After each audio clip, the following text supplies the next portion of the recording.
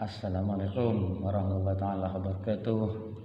Alhamdulillah wassalatu wassalamu ala Rasulillah Muhammad ibn Abdullah wa ala alihi wa sahbihi wa mawalah. La haula wala quwata illa billah.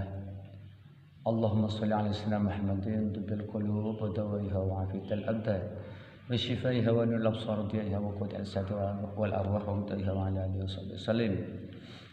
Teman-teman di seluruh Nusantara, teman-teman sesama muslim, ketemu lagi dengan channel Barokah Ilmu. Semoga ilmu yang sedikit ini mau disebarkan, semoga berbarokah, semoga membawa berkah. Berkah adalah ziyadatul khair fi kulli syai'. Berkah adalah bertambahnya kebaikan dalam segala sesuatu. Teman-teman yang saya muliakan, di sini ada catatan tentang tanda-tanda ulama, ya, tanda-tanda ulama akhirat. Ulama itu kan jamak atau bentuk plural, ya, dari alimun, ya, dari kata alimun menjadi ulama, ya. Alimun orang yang alim, kalau al-ulama adalah orang-orang, ya, orang-orang yang alim. Sehingga dalam Al-Quran itu kan sudah dijamin, ya, kalau ulama, ya. Dalam firman Allah, al-ulama innama yashallah min ibadihi ulama. Sesungguhnya yang bisa takut kepada Allah itu hanyalah ulama. Jadi ulama itu pasti berhati-hati dalam segala hal, ya, dalam segala tingkah lakunya, baik bicaranya, sikapnya, dan perbuatannya. Nah, al-ulama itu adalah kepercayaan Nabi, seperti apa yang disampaikan oleh Nabi, al-ulama'u umanai, ya. Al-ulama'u umanai. Ulama itu adalah kepercayaanku. Ada lagi sabda dari Nabi, al-ulama warasatul anbiya. Ulama itu adalah ahli waris para nabi. Karena Nabi itu tidak mewarisi harta benda, ya, tapi mewarisi ilmu, mewarisi amal, mewarisi iman. Oleh karena itu, ulama pasti ciri-cirinya adalah bertakwa. Hanya ulama yang bisa bertakwa. Nah, di sini akan saya jelaskan. Ini pakai bahasa Arab nih. Ini bahasa Arab.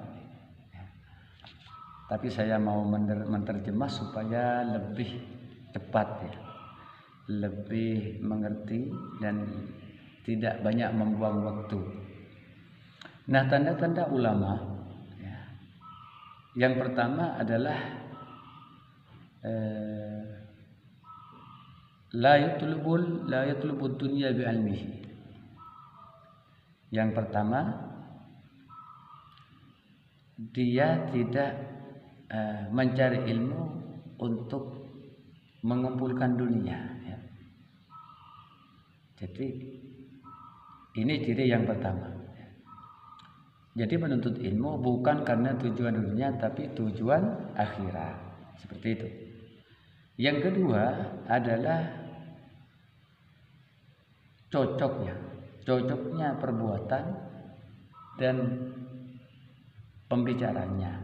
Cocoknya pembicaraan dan perbuatan. Intinya satunya perkataan dan perbuatan. Artinya bukan hanya bisa ngomong, bukan hanya bisa berceramah, berorasi, tapi membuktikan dengan pekerjaannya bahwa lisanul hal afdalu min lisanil fam. Perbuatan itu lebih tajam, ya, contoh dengan perbuatan itu lebih tajam, lebih fasih, lebih sahih, lebih akurat, ya. Artinya lebih ngena, ya, lebih ngena dari sekedar retorika, dari sekedar ucapan. Jadi yang ketiga, Yang ketiga adalah mengerjakan apa yang diperintah dan menjauhi apa yang dilarang. Ini ciri-ciri yang ketiga. Ini jumlahnya semua 17. Supaya dipercepat ya, saya akan langsung bacakan. Jadi yang ketiga, apa-apa yang datang dari Nabi diambil dan apa-apa yang dilarang oleh Nabi itu dijauhi. Karena begitu kita masuk pada Islam, kita masuk pada agama, itu pasti ada perintah dan ada larangan. Makanya Islam itu tidak boleh setengah-setengah, kita harus berjuang Islam yang kafah. Udkhulu fis-silmi kafah. Ya. Masuklah kamu dalam agama Islam kafatan secara keseluruhan. Yang keempat, dia menginginkan dengan ilmunya itu hanya untuk taat kepada Allah, tidak untuk yang lain. Jadi yang keempat, dia mencari ilmu hanya untuk menambah ketaatan kepada Allah. Yang kelima, menjauh dari kesenangan dunia. Apa sekarang ada, ya, silakan dinilai sendiri. Sekarang kan banyak sudah ya yang ngaku ulama, ngaku keturunan Nabi, ya, ngaku habaib. Ini ukurannya supaya kita tidak terkecoh, supaya kita terkecoh dengan penampilan. Silakan, ini merupakan ciri-ciri ulama dunia, yaitu menjauhi dunia. Ciri-ciri ulama akhirat ya, ulama yang baik. Yang kelima adalah menjauhi dari kenikmatan dunia. Jadi kalau masih mencintai dunia, kecuali ingin mendapatkan dunia tapi tujuannya untuk akhirat, enggak masalah, ya, enggak masalah.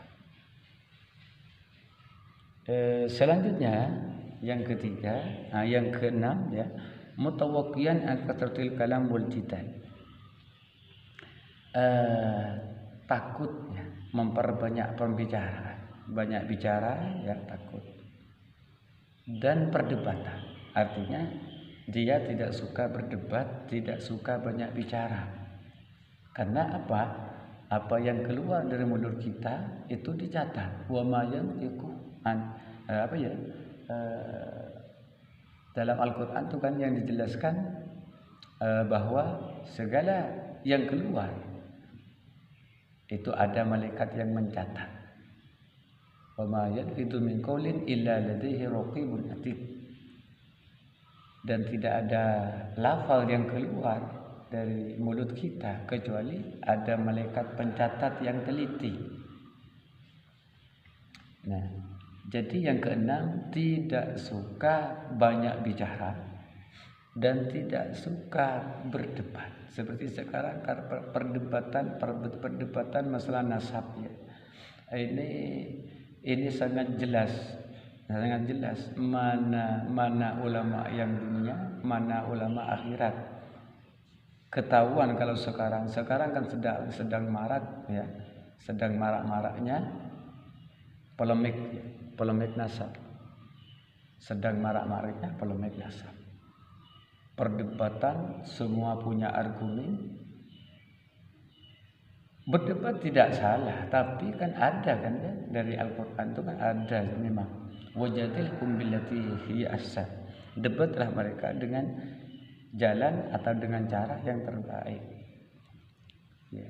Jadi mari kita menilai siapa sebenarnya yang ulama dunia dan ulama akhirat. Yang ketujuh ya. Dia menjauhi atau tidak suka untuk mencapai kenikmatan ya. Dan tidak suka rumah mewah, wasiyabil jamil, dan pakaian yang bagus, pakaian yang indah. Jadi makannya sederhana dan tempat diamnya, ya, rumahnya, ya, tempat tinggalnya ini sangat sederhana. Kemudian pakaiannya juga sederhana, tidak suka yang berlebih-lebihan, yang bermewah-mewahan. Ya. Yang kedelapan,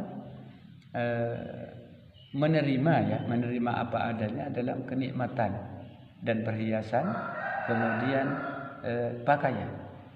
Jadi dalam hal menggunakan kenikmatan dari Allah, kemudian berhias atau berpakaian, tidak suka yang berlebih, nerimo opo ono menerima apa adanya, qanaah. Yang kesembilan adalah tidak mendekati, selalu datang, tidak selalu masuk ke rumah atau ke pemerintahan. Tidak dekat dengan pemerintah, tidak berteman dengan pemerintah, tidak sering datang ke rumah pemerintah untuk dapat bantuan proyek, kemudian mau ngambil, mau korupsi lah, ya.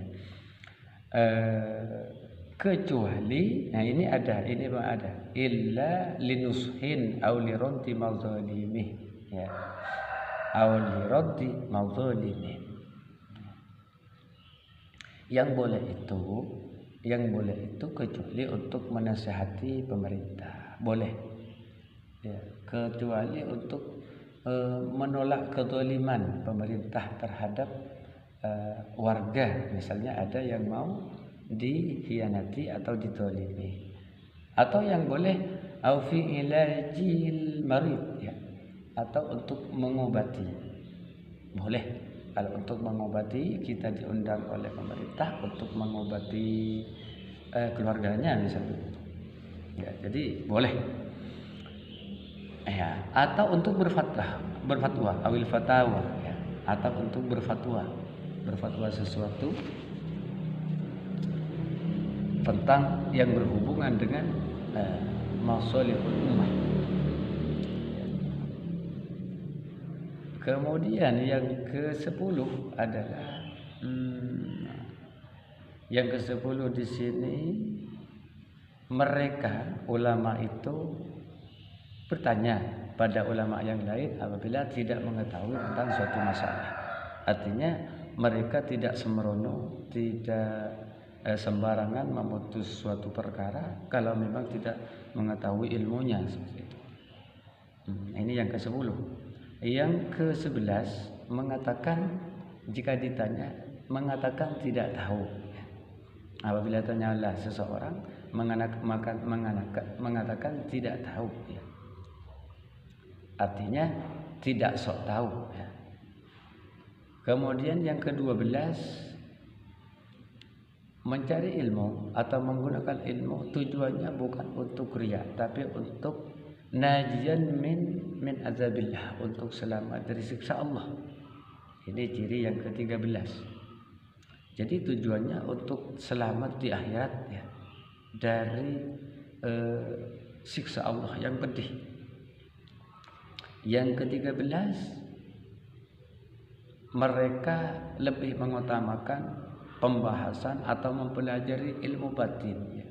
Ilmu tentang yang berhubungan dengan keimanan, yang berhubungan dengan kesucian hati, yang berhubungan dengan kesucian jiwa, itu yang dipelajari, ya, bukan yang berhubungan dengan masalah keduniaan.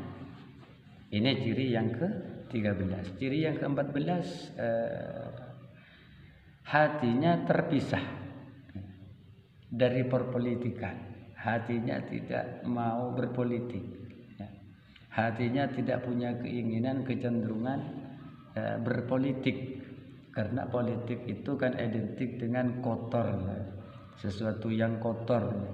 Jadi mereka sangat menjauhi, tidak berpolitik kecuali nanti punya tujuan-tujuan yang sangat masuk akal, ya, bisa. kalau punya tujuan yang masuk akal ya. Punya tujuan kan koi mafokus ya, untuk memperbaiki keadaan bisa. Kemudian yang ke 15 ya, selalu berada dalam jalan keakhiratan, selalu berada dalam jalan keakhiratan dan berjuang menuju jalan keakhiratan. Jadi selalu berada di jalan akhirat, mempelajari ilmu-ilmu akhirat dan berjuang untuk jalan menuju akhirat, entah dengan pengajian, dengan banyak riyadhah, dengan banyak sholawat, dengan banyak berzikir, dengan banyak mengabdi pada ulama dan seterusnya. Yang kemudian yang ke-16, dia berpegang teguh dengan apa yang diyakini dalam syariatnya sesuai dengan penglihatan batinnya. Jadi apabila sudah ini yang benar, maka dia akan dipegang teguh. Kalau sudah Asy'ariyah yang betul, ahli sunnah wal jamaah yang baik, yang diyakini, kalau dalam hal tasawuf sudah ikut Imam Al-Ghazali misalnya dan Imam Al-Junaid Al-Baghdadi, nah itu dipegang terus ya. Yang terakhir adalah at-tafaqquh fid din wa yatafaqqahuna bi fiqhil ulama. Yang terakhir itu betul-betul mengerti terhadap agama dan mereka memahami agama dengan pemahamannya ulama ya. Ini yang terakhir. Jadi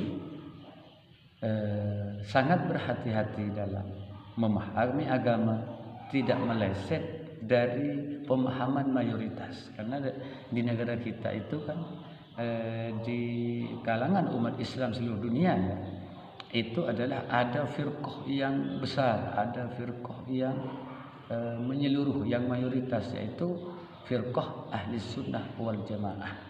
Jadi tidak meleset setitik pun ya, sesetrip pun dari pemahaman ulama ahli sunnah wal jamaah. Mungkin sekian, semoga bermanfaat. Nah ini untuk mengukur kita ya, karena sekarang kan sudah banyak ya mengaku ulama ya, hanya bermodalkan sorban. Ada mengaku ulama hanya berdasarkan nasab ya.